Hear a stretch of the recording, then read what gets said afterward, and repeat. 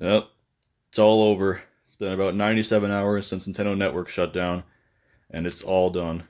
I ran into a connection issue from AT&T. I just lost internet for about 2 minutes or so, and that was all it took for Monster Hunter to go offline for about almost a week or so. So there were still other people in the room with me, so they might still be going. As far as I know, they still are.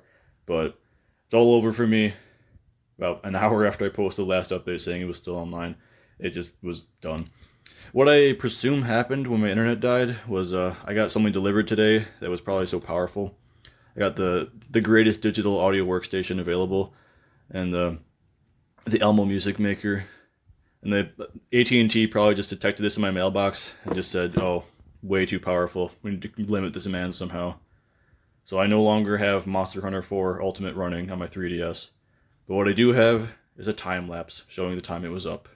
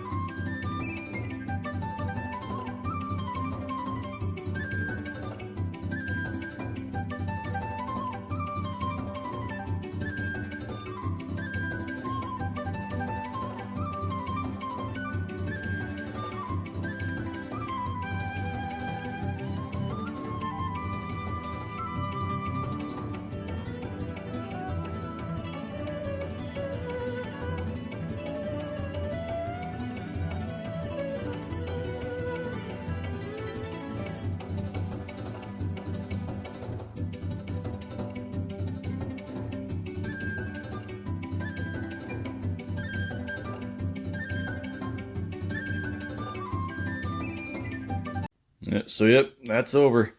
About 97 hours on the official server after it shut down, and now we're done.